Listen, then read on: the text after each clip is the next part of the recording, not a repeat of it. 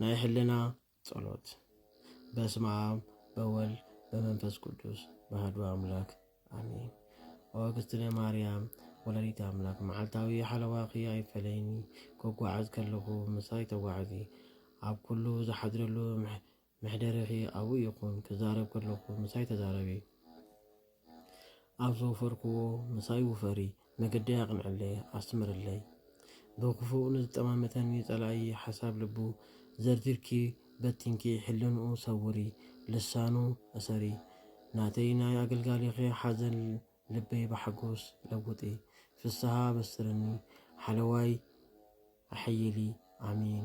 ወእግዝእትየ ማርያም ዝተፈላለየ መከራ ፈተና ኣብ ልዕለይ ንምውራድ ዝተዳለወት ጎደሎ ዕለት ብረድኤት መጺኺ ካባይ ኣርሕቕያ እምበር ሸለል ኣይትበልያ ስቕ ኢልኪ ኣይትመልከትያ ኣብ ዝቆምኩሉ ቦታ ቆምኪ ካብ ንዋመ ሓኬት አንቅሕኒ ቅብኣ መንፈስ ቅዱስ ቅብእኒ ናይ መለኮት ጨውነት ነገረይ ኣመቀሪ ብኩሉ ተፈታዊ ግበረኒ ኦ ድንግል በረከት ወድኺ ኣብ ልዕለይ ኣዝንቢ ንዝጣረረኒ ዝቋመኒ ሓይሉ ኣድክሚ ኣብ ልዕለይ ንዝዝንቢ ጸላኢ ዲያብሎስ ክንፉ ብናይ ወድኺ መለኮታዊ ሓይሊ ስበርዮ ኣሚን።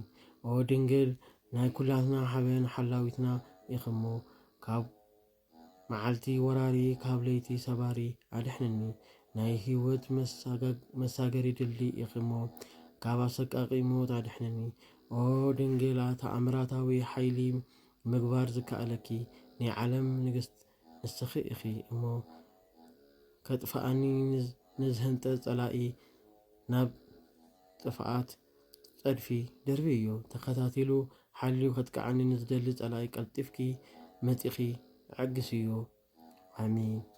ወእግዝእትየ ማርያም ናተይ ናይ ሓጥእ ኣገልጋሊኺ ልመና ተቐቢልኪ ሰንከልከል ኢለ ከይወድቕ ደግፈኒ ጠሊ ምሕረት ወድኺ ኣብ ልዕለይ ረብርበሉ ኣብ ናይ ወድኺ መጽሓፍ ህይወት ንስመይ ጸሓፊ ኣብ ኢድ ጸላእተይ ከይወድቕ ሓልውኒ ኣሚን። ወእግዝእትየ ማርያም ብቅድስናኺ ብንጽህናኺ ንነፍሰይ ስጋይን ቀድሲ ብሓይሊ ካብ ዝዳፍኡ ተንኰለኛት ጸላእተይን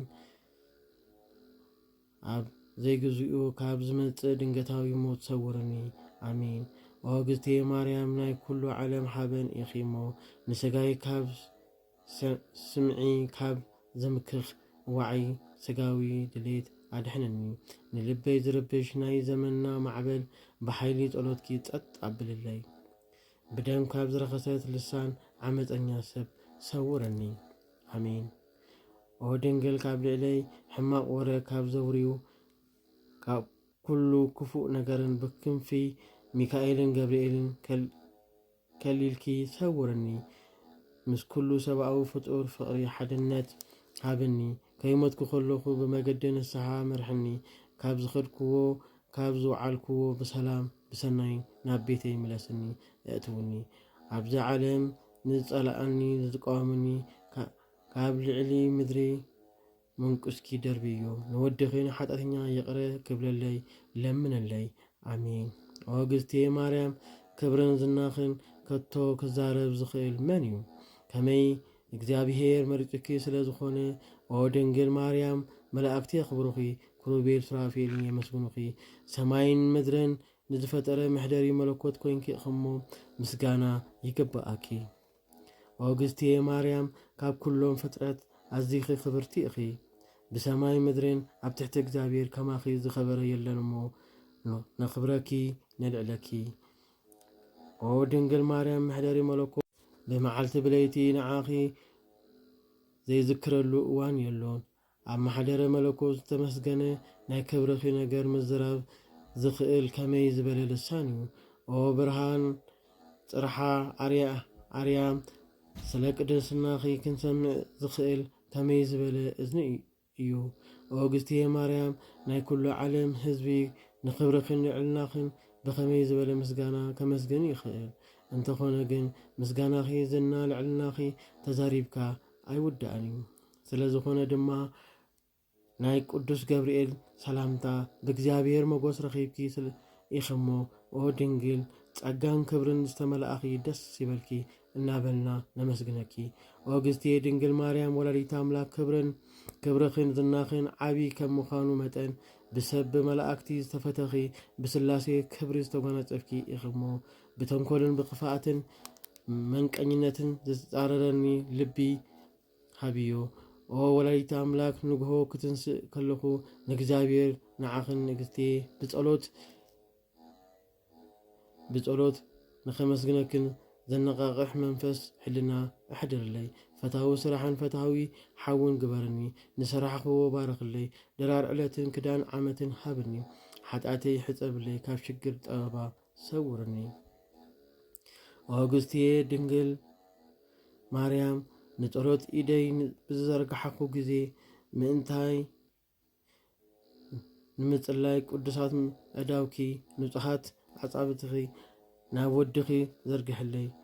ንዝኸበደ ጭንቀተይ መከራይን ሽግረይ ንምፍኳስ ኣብ ጥቓይ ተረኺብኪ ኣጸናንዕኒ።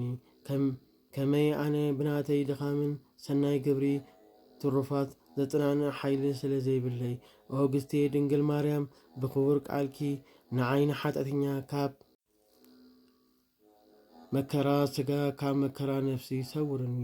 ካብ ፍቁር ወድኺ ኢየሱስ ክርስቶስ ይቕሬታን ምሕረትን ለምንለይ ንዘለዓለም ኣሜን። ኦ ማርያም እመ ብርሃን ወላዲተ አምላክ በዚ ዓለም ሓቀኛ ዓልኪ ወገን ከም ዘይብለይ ትፈልጢ ኢኺ።